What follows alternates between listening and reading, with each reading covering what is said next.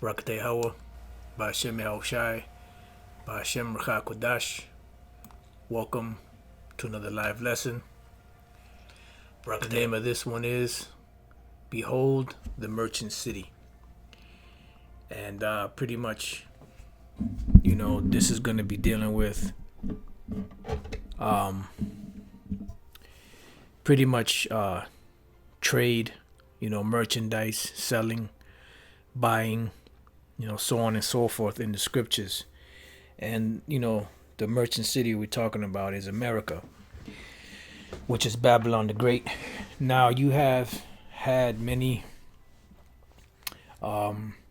empires that have ruled on the planet, and you have had many different cities, major cities within those empires that were known as merchant cities, where people would come and trade their wares, do business, have, public disputes and so on and so forth. And today, we see America, which is Babylon the Great, which is this great merchant city where everyone on the planet is doing trade and selling their wares to make money off of their different products that they sell, whether it's raw materials, whether it's things that they've created in their countries, whether they're precious metals, whether they're oils, whether they're incense, and just different things that you can buy or sell, fabrics and, different things of that nature. And that's dealing with America. And pretty much the center of all trade is commerce, and I looked up the word commerce. The word commerce is 1530s social intercourse, 1580s interchange of goods or property, trade.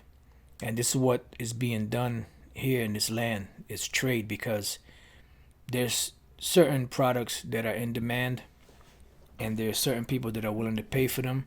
So when you have an open market for these different things, they set a price for you to buy with whatever type of money you have to get those goods.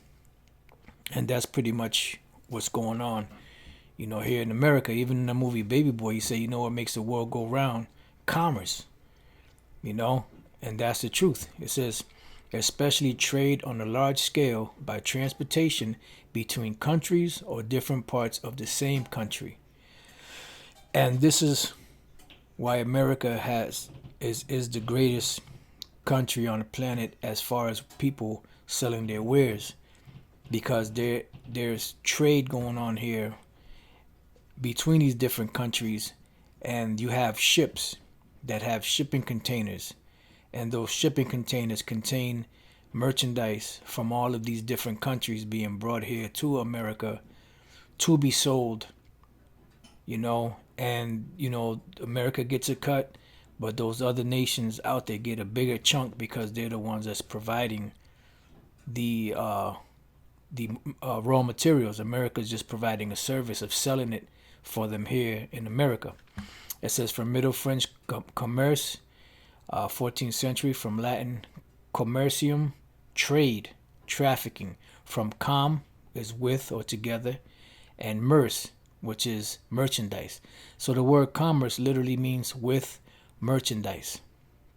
That's what it literally means, with merchandise. And this place here in America has been one of the greatest places for commerce, for traffic, for buying, for selling, and brings us to Jeremiah 51:7. Babylon has been a golden cup in the Lord's hand that made all the earth drunken. The nations have drunken of a wine, therefore the nations are mad. And also, they have also been made rich. Matter of fact, let's go to that real quick. This is actually a better one. Let's go to Revelation 18. And I'll start at 1 because Lord's will get back to this. Revelation 18:1. And after these things I saw another angel come down from heaven, having great power, and the earth was lightened with his glory. And he cried mightily with a strong voice, saying, Babylon the great is fallen, and is become the habitation of devils, and the hold of every foul spirit, and a cage of every unclean and hateful bird. Now this is the Apostle John seeing the destruction of America, Babylon the Great, and then after that he's gonna go into describing this place, Babylon the Great, and what Babylon the Great was doing, and how the people of the earth, the kings, the merchants, businessmen, so on and so forth, were being made rich by this place here called America today, but in the scriptures is known as Babylon the Great. It says, for all nations have drunk of the wine of the wrath of her fornication, and the kings of the earth have committed fornication with her, because in order for you to trade, you have to comply with this devil. And this is why they're having this problem, whether it's created or not, between America and China, because they're putting sanctions on each other and not allowing each other's merchandise to pass through, right? It says, and the merchants of the earth are wax rich through the abundance of her delicacies. So now when we go down here to the word merchants, and then we're going to hit merchants, abundance, and delicacy. So let's go to first to merchants, which is emporos, where you get the word emporium from, which is one on a journey, whether by sea or by land, especially for trade. And these nations, they make the wares in their country, and they put them on ships and send them with shipmen across the country, and mainly across the countries or across the world, and mainly here to America, to sell their wares here. It says, and that's why it says that they're on a journey. It says a merchant as opposed to a retailer or petty tradesman. Yeah, because you have those people that have retail stores, they sell stuff there, but then you have a merchant, which his stuff is pretty much sold at wholesale prices, because he can afford to sell it less because he sells it in bulk, as to where in these different retail shops or trader shops, they sell it by the piece, so they could sell it more expensive because they're selling it by the piece and not by the bulk. All right, so let's read that part again. It says, and the kings of the earth committed fornication with her, and the merchants of the earth are waxed rich through the abundance of her delicacy. So that's how the nations have gotten rich, and that's why you see places like China and Singapore and other of these countries that at one time weren't that great financially become pretty much super rich, for lack of better words, because they were able to sell their wares here in America, Babylon the Great. All right, so now what we're going to do is we're going to go into a precept in the scriptures, going into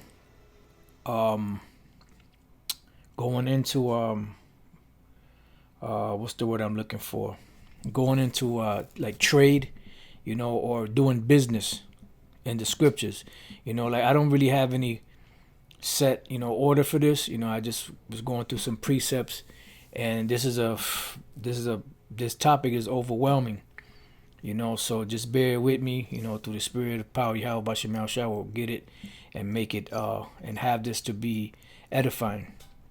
So now we're going to go to a particular instance in the scriptures where business was conducted dealing with Abraham. Now, when you read Genesis, the 23rd chapter, this is when Sarah had passed away, and Abraham, mourning her, wanted to, put her, bury her, so to speak. And, there was a field that he wanted, and the person, his name is Ephron, and you had the children of Heth, which were Canaanites. He wanted this particular land that he had, but Ephron was pretty much like, "Tell no, you could just take it, my lord, because we cool." But Abraham didn't want that, because At this point, it was cool, and the audience of the people was cool. But in process of time, people would say, "Nah, Abraham got that land. They just gave it to him. He's a bum. So instead of that, he just bought the land. So it says, and Ephron answered Abraham, saying unto him, My Lord, hearken unto me. The land is worth 400 shekels of silver. What is that betwixt me and thee? Bury therefore thy dead. And Abraham hearkened unto Ephron. And Abraham weighed to Ephron the silver which he had named in the audience of the sons of Heth, 400 shekels of silver, current money with the merchant. So this current money was the thing that passed through the land that was acceptable as money. And when you look up the term money in the scriptures, let's get another window here. Let's see. When we look up the word, let me put it here. Look up, if you just type in the word money, right, on the blue letter, whenever you go, most of the time, either all of the time or most of the time, when you go to that word money, it's going to have the word for silver, right? See? Kasap, which is silver. Money, because metals, precious metals, are really money. Silver, gold. You had lead, you had tin, nickel. These are all parts of the scriptures. And in the kingdom, there's going to be certain lesser metals, that we're still going to use, but you're going to have gold being brought instead of these lesser metals. In other words, it was going to be an abundance of riches in the kingdom of heaven. So the word for money in the scriptures is the word for silver, which is kasap, right? So let's go back. It says current money with the merchant. So that was the money that passed through the land. And this is where you get the word merchant from. So when you look up the word merchant, and I meant to get a couple of other words over here, but let's move on, So you have the word silver here, kasap. So sometimes it'll appear as money, and sometimes it'll appear as silver itself. And then you have the word shekels, which is a weight. Like today you have dollars. It says in the Constitution that the money of this place is supposed to be expressed in dollars. So dollars is not money. Dollars is a weight of money, a denomination of money. Actually a weight, just like a shekel is a weight, because you have shekel, but what type of shekel is it? Is it silver? Is it gold? Is it tin? You have different precious metals that could be weighed as shekels. So when we look up the word current, is the word ibar. Now the word ibar means from the past, as Eber's name, but sometimes it also means to pass over, or something that's passed through. And in this case, being that they're doing business, what's passing through is silver. Like in America and the world today, the so-called dollar bill, FRN, is the currency of the world. So that's what passed through and is accepted worldwide for the time being as the current money, or the money that is used for trade. You have the petrodollar, which is the same thing. All right, so now let's go back.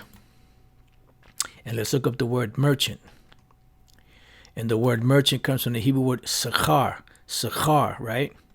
And it says to go around, go about, travel about, and go about and trade. So these merchants will take the money that they had and do business in the land. And that's how trade was done. You see, back and forth. That's where the merchandise was pushed through. And you have here to go about to and fro in business. Trader, trafficker, participle. All right, so it's a trader or a trafficker, or this is what officiates the business of the particular land. Which I said, America, Babylon the Great, the way they officiate business here is through what? Through the FRNs, which are the dollar bills. They use credit cards and all that. But the standard for the money was the dollar bill, which really wasn't worth anything, but it was just, but the point is that that's what they use to trade, to get different things in business. So now what I wanted to do, okay, we had the word Sachar. There was something else. Okay, the word merchant. So now we looked it up in the Hebrew. Sachar means to go about, to go around. And now when we look up the word itself, merchant, it says one engaged in the business of buying commercial commodities and selling them again for profit. And that's what it's about. It's about profit. All right. Early 13th century, merchant, from Anglo merchant, shopkeeper. Modern French, from Vulgar Latin, mercantins, which in Spanish you have a term called mercancía, right? And when you look up the word mercancía, it's a commodity or merchandise, okay? So it says a buyer. See, so a merchant is a buyer, and the merchant can either buy or he could sell. You know, like you go to certain pawn shops, and sometimes they'll buy stuff from you, and sometimes you buy stuff from them, so they can buy or sell, depending on what's being sold.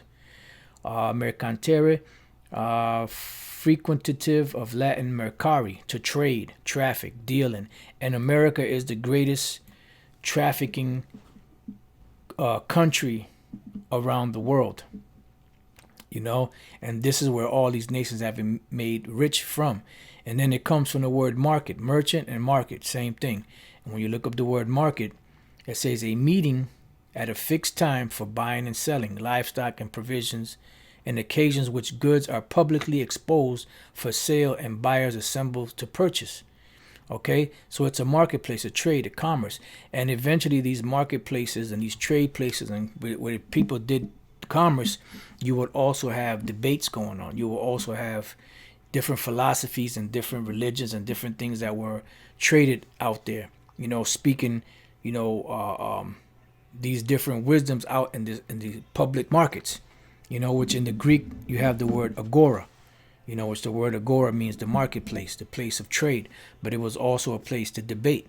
But in the case what we're dealing with just places where you traded your merchandise at to make money, or you sold your wares.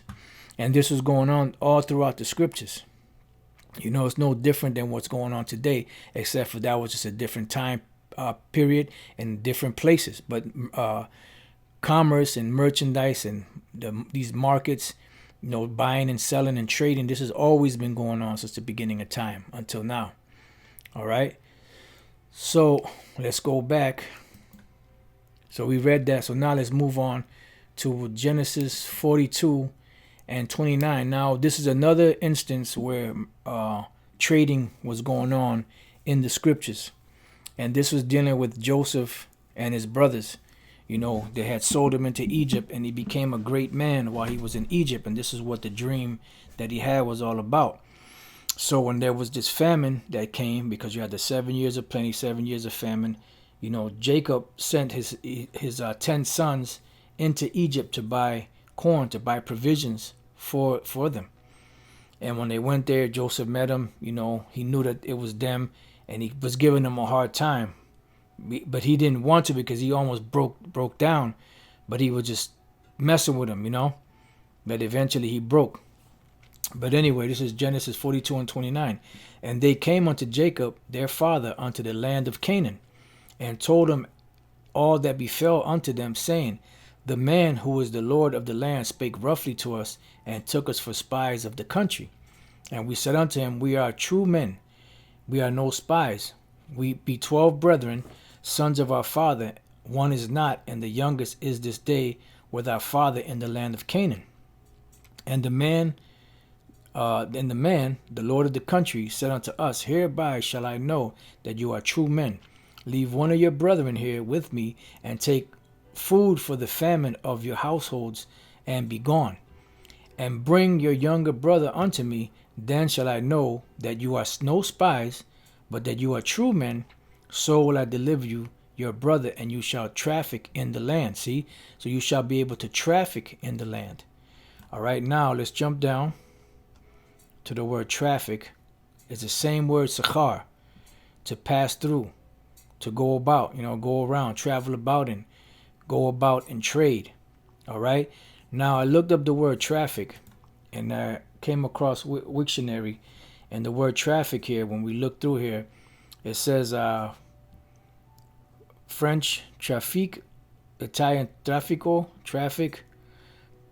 It says from trafficare, to carry on trade, and that's what the business is for.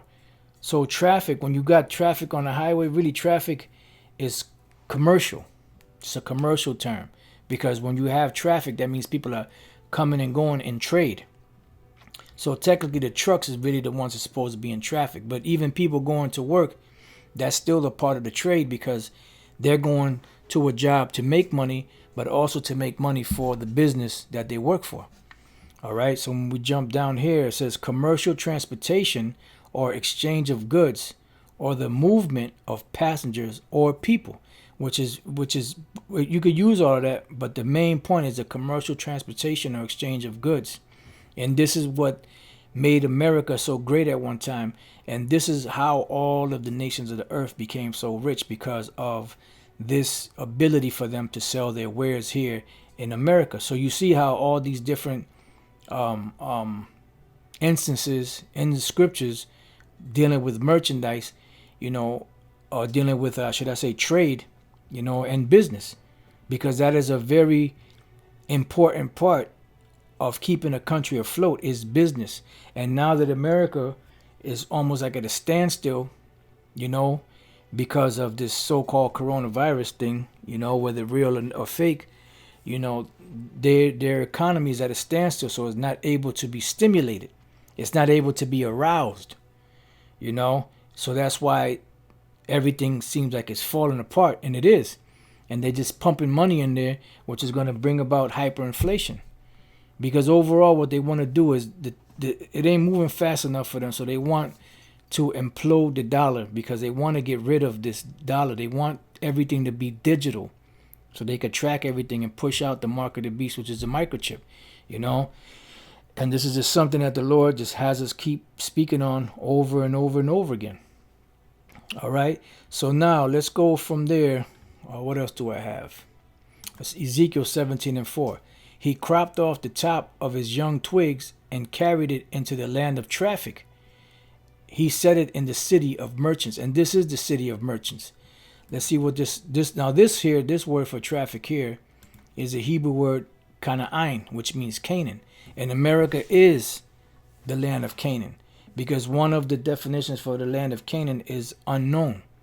And America was an unknown land at one time. Very few people knew about it. The only ones that really knew about it were those that did trade, like the Sidonians, the Phoenicians, and King Solomon, and men that were dealing in merchandise. So this place was unknown at one time. All right, so let's go back. And the word traffic, let's see what they have for traffic. Okay, Canaan and merchants. The word for merchants is regal. And if I'm not mistaken, regal means feet, or a foot. To go about, meaning dubious, trafficker, trader, participle. So it's a trafficker, a trader, someone that goes about. But you have to move your merchandise from one point to another. And I believe when you go to it's recal. I thought it was regal. My bad. I read it wrong. It's recal, not regal. Regal is foot, but recal is to go about, which is seems like synonymous with regal or foot, because you had to move the merchandise from one point to the other. And that's why when you had harbors, you had different lands that had harbors and where you could pull your ship into. That was what would make your country so great, because you were able to bring in wares easier and quicker, and that's why you had those the most coveted lands at one time in the ancient world. Matter of fact, let's go here. Let's type in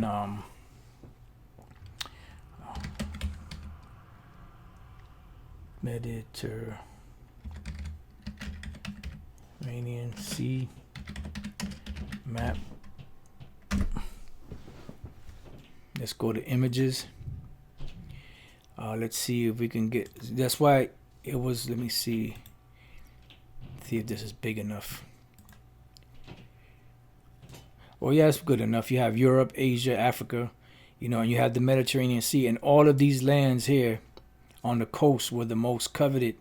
Why? Because this is where the ships were able to dock easier, to bring your merchandise in, and this is the land of Tarshish, and it was easier to make your country great by way of ships, because that was the main form of transportation in the ancient world, because they didn't have planes or helicopters and none of that, so even today everything is still done in trade by ships. Those shipping containers are very important. So if those shipping containers ain't coming in, your country cannot be stimulated with the economy to keep it thriving. And this is why this place, America, Babylon the Great, will be destroyed. And this is why all these nations that are selling their wares here are going to be upset, because they're not going to be able to sell and make money anymore. And that's why they're going to be lamenting. They're not going to be lamenting America because, she got destroyed and they feel sorry for her. Now they feel bad because they're not going to be able to make any more money like they were at one time. Now, let's go from there. Let's see what we got here. All right. Like I said, just bear with me, brothers. I got just precepts all over the place. Let's go from there to Isaiah, the 23rd chapter. And the 8th verse. And Lord's will, we're going to come back to this. Isaiah 23:8. Who have taken this counsel against Tyre, the crowning city, whose merchants are princes, whose traffickers are the honorable of the earth. And you could apply this to America today, because America is that crowning city. That's why it says, how has the golden city ceased? The oppressor ceased.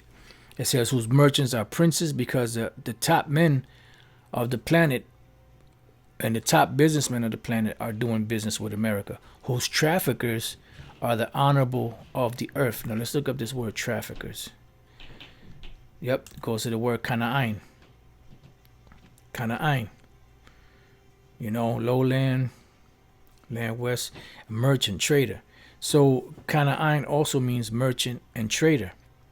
All right. So the great traffickers of the earth are doing. If you are a somebody in the business world, no matter what nation you're doing trade with America one way or the other, in order to advance, your society and your monetary gain. Make no doubt about it. All right. So now let's go from there. I'm gonna leave that because we're gonna, Lord's will, get back to this. Let's go from there to Ezekiel 28:3.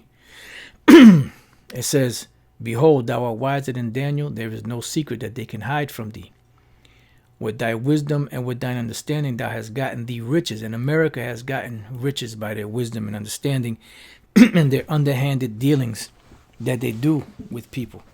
Because this place, not only do they sell wares and all of that, but they also do a lot of underhanded shit. And matter of fact, we could segue into that right now. Let's segue into that right now. Let's go to the Apocrypha. And let's get a series of scriptures, and then we'll go back to that. Let's go to, and this is another reason why this place is going to be destroyed, because of all of the unjust, dealings that they do, which they constantly ripping the poor off. Let's go to Ecclesiastes or Sirach 26:29. It says, a merchant shall hardly keep himself from doing wrong. Yeah, because you have the ability to set prices. You have the ability to make, you falsify balances, as the scriptures speak about. And we know that the Lord, that's one of the things that the Lord despises. Let's go to Leviticus real quick, which this is the law on it, but there's many other scriptures we could go to. But Leviticus 19:35 says, you shall do no unrighteousness in judgment, in meat yard, in weight, or in measure, because this is how business was conducted. So if somebody, paid you for 5 pounds of whatever you had, and your balances ain't balanced out right, and you're tipping the scale in your favor, you're robbing that person of their goods. And the Lord doesn't like that. Just balances, just weights, a just ephah and a just hin, which all of these are measurements, for grain, for gold, for silver, so on and so forth. And you had some greedy motherfuckers out there that used to play with the scales and make them to where they possibly were heavier than what they were supposed to be, or lighter, depending on which way it was going. And they were pretty much robbing the people and not giving them the right substance for what they were paying for. It says, shall you have, I am the Lord your power, which brought you out of the land of Egypt. So going back, it says a merchant shall hardly keep himself from doing wrong. Why? Because he has the power to set the prices. He has the power to give you the right thing, but sometimes he doesn't do that because of greed. It says, and an huckster shall not be freed from sin. A huckster is a con man. That shall not be freed from sin. Why? Because, let's just go real quick to Ecclesiastes 27:2. As a nail sticketh fast between the joining of the stones, so doth sin stick close between buying and selling. Because they're always looking to rip the people off. And that's what they were doing. That's why the Lord flipped over the money changers, because they were ripping people off. And they were, making the Most High's, making his tabernacle a den of thieves. All right, so now let's go to the same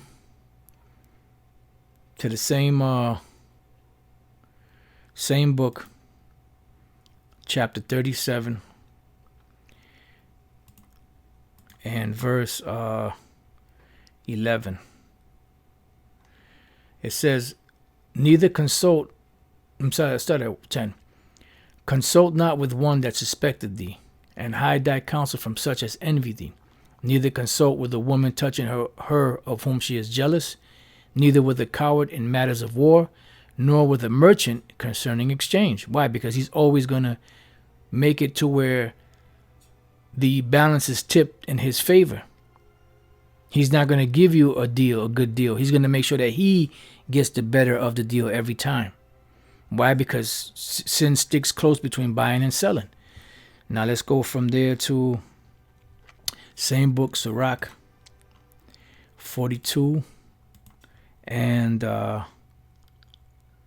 5. And of merchants in different selling, of much correction of children, and to make the side of an evil servant to bleed. Right. And of merchants in different selling, because they never give the benefit to the customer. They always take the benefit to themselves. And this is why, the Lord, through the mouth of James, cursed out these international bankers, because they're the rich men of the earth, and they're ripping people off. They're ripping people off left and right. All right. So now let's go from there to the same book. No, we already read that. So we can move on from there. So let's go from there to the book of Hosea. Hosea, we read that good. So let's go to Hosea chapter 12 and verse 7. Now, this is dealing with Ephraim, but just using it for the point of what it says here in the 7th verse. He is a merchant that the balances of deceit are in his hand. He loveth to oppress, and that's total oppression. When you are ripping people off of their goods, especially when they're poor, that is total oppression. And this is why the Lord cursed out them, the international bankers, because that's what they do. They oppress the poor.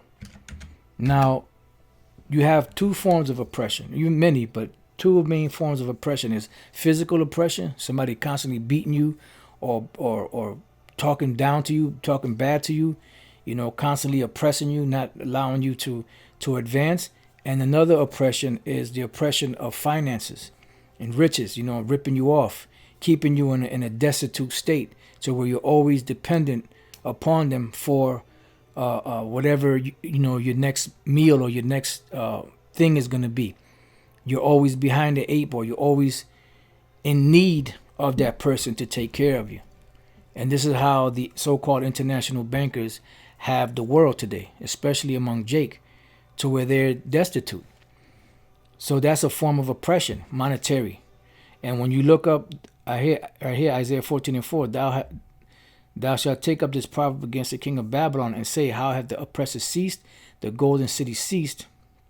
And when we look up the word oppressor, is the word nagash, to press, drive, oppress, exact. Now, what is an exactor? One that gets money out of you. Exert, demanding pressure. And when you put all of these different taxes on people, you know, and you got to pay for this and you got to pay for that, that exerts people. That's a demand that most people cannot deal with. Just like when we go back to the time of King Solomon, after King Solomon passed and his son Rehoboam took over, what did the people come to him and ask him? Say, look, you know, you want you make our burden lighter, you know, because they were being oppressed from the heavy taxation that they were getting, you know. So instead of him helping them, what did he do? He made it worse for them. So the word exact is not approximated in any way precise. Demand and obtain something, especially a payment from someone. So it's pretty much like extortion. You know, then you have down here to press, drive, to exact. Drive, taskmaster. See, ruler, oppressor, tyrant, lord, exactor of tribute. And that's what we're reading here. Hosea 12:7. He is a merchant, the balances of deceit are in his hand. He loveth to oppress. How? Financially. And this is why people are in such a dire straits. They're always needing to borrow from somebody. And then these devils tax you on your check when you get your check, on your wages. Then they tax you when you go cash your check. You know, then when you don't have enough money to make it through the week, they'll loan you money. But that money that they're loaning you comes with interest. So you're always behind the eight ball. You're always in debt. Because this is what these devils want. They want indebted slaves.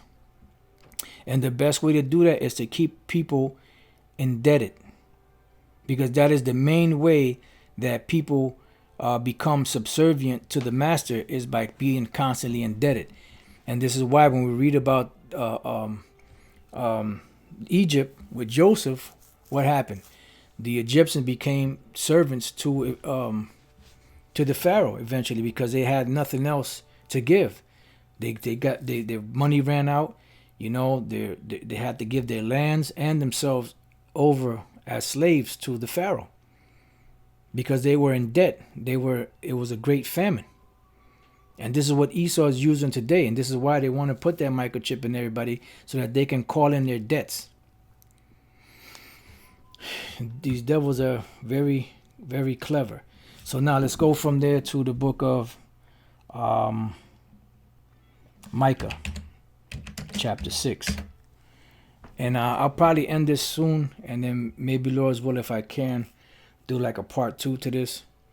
You know, like I said, this is a overwhelming topic. There's a lot to this topic. It's a big topic. I just put it that way. Micah chapter 6 verse 10. Are there yet treasures of wickedness in the house of the wicked, and the scant measure that is abominable?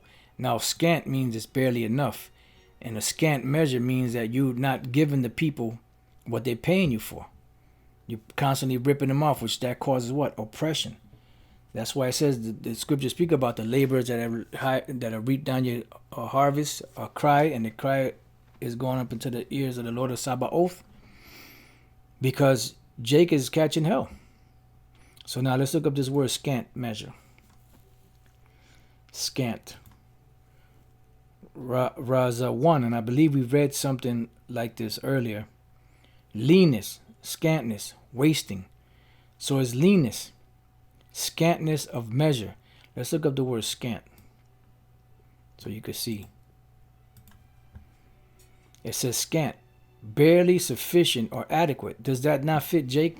You know, in the ghettos, barely sufficient, barely adequate. You know, really don't have enough to live. So let's go back. It says, are there yet the treasures of wickedness in the house of the wicked, and the scant measure that is abominable? And this is one of the reasons why the Lord is going to destroy this place out of many. Shall I count them pure with the wicked balances, and with the bag of deceitful weights? And that's what they have, is deceitful weights. Because these FRNs are really worthless.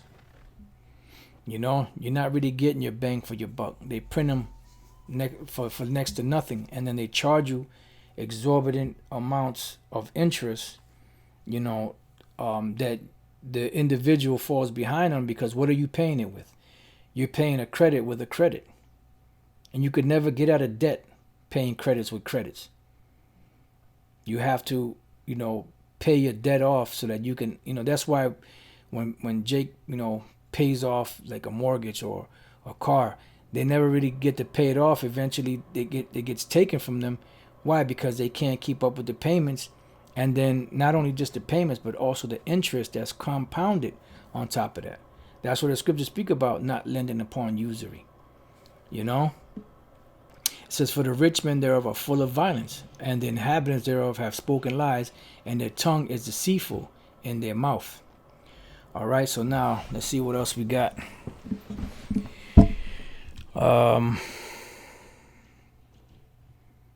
Dealing with commerce.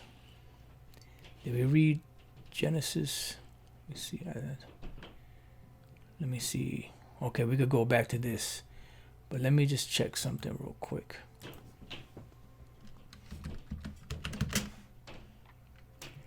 Just bear with me 1 second.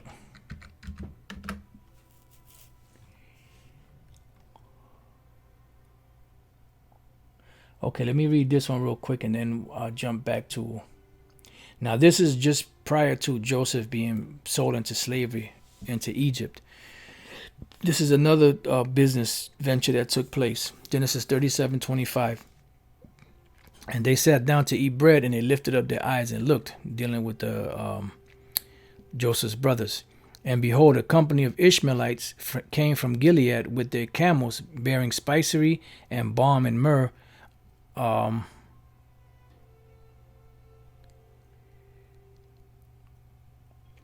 It says, bearing spicery and balm and myrrh, going to carry it down to Egypt. And Judah said unto his brethren, what profit is it if we slay our brother and conceal his blood? Come, and let us sell him to the Ishmaelites, and let not our hands be upon him. For he is our brother and our flesh, and his brethren were content.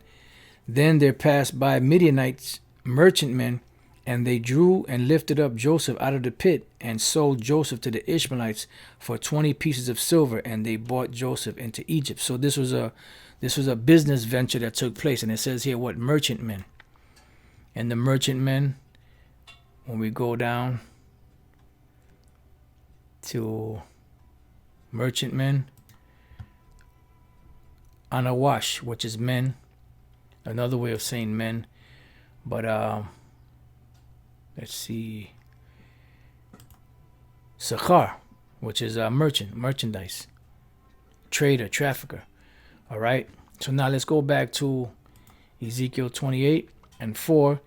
With thy wisdom and with thy understanding thou hast gotten thee riches, and hast gotten gold and silver into thy treasure. See, and this is how they got it, by their wisdom, and they did it wickedly. It says, by thy great wisdom and by thy traffic hast thou increased thy riches, and thine heart is lifted up because of thy riches. And this is one of the other reasons why the Lord is going to destroy America, Babylon the Great, because they have traffic. And this is the same word, rachala, for traffic, rachala, merchandise, traffic, trade. And we looked up some of those definitions for these words, you know. So people look at the Bible just like a fairy tale book, but there's all kind of information, nuggets, history, you know, different current events can be relatable in different time periods in the scriptures, you know. And what we're reading about is the greatness of Babylon the Great, America, and how they got there through this business, and how the Lord is going to destroy them because they've been wicked pretty much in their ventures. You know, they haven't really done this, out of a pure heart, with pure intentions, because they've done it to pretty much to become rich over others and have, other people, mainly Jake, to be destitute pretty much. Let's go to Habakkuk 2:5. It says, yea, also because he transgresseth by wine, he is a proud man, neither keepeth at home, who enlarges his desire of his hell. And we see it, the scriptures say that they have more than heart can wish, and is as death and cannot be satisfied. And they can never be satisfied no matter how much they have. That's why, I forget if it was, I believe it was Eustace Mullen that said that. He said, what can a person want after they have all the power in the world? It was either Eustace Mullins or G. Edward Griffin. And he said, well, raw power over the people. And this is the point that we're at right now, where the international bankers are calling in their debts so they can have that raw power over the people by chipping them and making them perpetual slaves. You see? And this is where we're at, in prophecy. So America has made the world great by reason of merchandise, by reason of buying and selling, by reason of this trade that's going on, that is making these nations rich by many different means. Let's go real quick to Revelation 18 and 11. And the merchants of the earth shall weep and mourn over her, for no man buyeth their merchandise anymore. So that was a key, that they were selling their merchandise here. It says the merchandise of gold. Now it's going to go into naming some of these merchandises. The merchandise of gold and silver and precious stones, and of pearls and fine linen and purple and silk and scarlet and all the ironwood, and all manner of vessels of ivory, and all manner of vessels of most precious wood, and of brass and iron and marble. So these are all commodities. This is all merchandise that's being sold, where these nations are getting rich. I mean, they're getting filthy rich. It says in cinnamon and odors and ointments, because spices is also a way you make money. It says in ointments, which is oils, whether you have oil, fragrances like colognes and, perfumes, or whether you have lotions and different things of that nature, to soothe the skin or whatever the case is. And frankincense, which is what? Different incense that they have. And wine, because you have wines that come imported here from all over the world. They come from all over the world. You go to a big enough liquor store, you see wines from South America, you'll see wines from America, you see wines from France, Spain, Portugal, Greece, Africa. You have different honey meads and different types of liquors, different types of beers from all over the world. It says in oil and fine flour, because they sell food and some of these things that people use to cook, some of the ingredients, they get it from around the world. And wheat and beasts, because you have beasts that come here, and sheep and horses and chariots and slaves and souls of men. So they're selling all of this stuff. They're selling all of this stuff here. And this is that merchant city. That great city that matter of fact, let's get that real quick. Let's go to Revelation 17. I'm not sure if we read that earlier or not. Revelation 17 and 18. It says, and the woman which thou sawest is that great city. The woman is dealing with America. That great city, because she runs everything. That's why she's known as what? Babylon the Great, which reigneth over the kings of the earth. And she does. All nations have to come to America for everything. All the kings of the earth, all of the rulers and leaders of these different nations have to come bowing down to America, because America holds sway over all of them. And if they don't, guess what happens? They put sanctions on them. You can't sell your wares. You can sell them other places. You're going to make money, but you ain't going to make that America money. You ain't going to make that Babylon the Great money, you know? You know what? I think I'm going to end it here. Like I said, I have more precepts. And Lord's will, I could do a part 2 to this, if the Lord allows. Because there's still a lot of good scriptures here that we could go through. But this could go probably another hour or so, you know? So with that, you know, this has been Behold the Merchant City. And Lord's will, we can finish this out, you know, if the Lord allows. This is a very good topic because it's going into the current events and what made America great. And as you could look and read through the scriptures, you know, you could see that there's no other country on the planet that fits Babylon the Great but America, you know.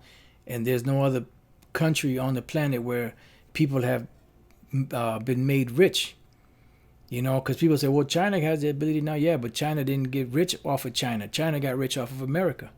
Singapore got rich off of all them different countries got rich off of America, you know, because this is that merchant city.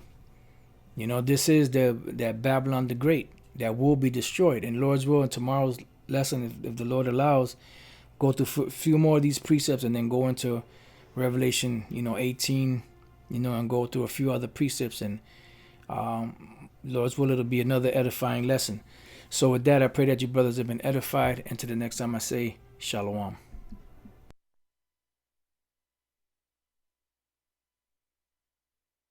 You have oil, you know, fragrances like colognes and, you know, perfumes, or whether you have lotions and different things of that nature, you know, to soothe the skin or whatever the case is. And frankincense, which is what different incense that they have, and wine, because you have wines that come imported here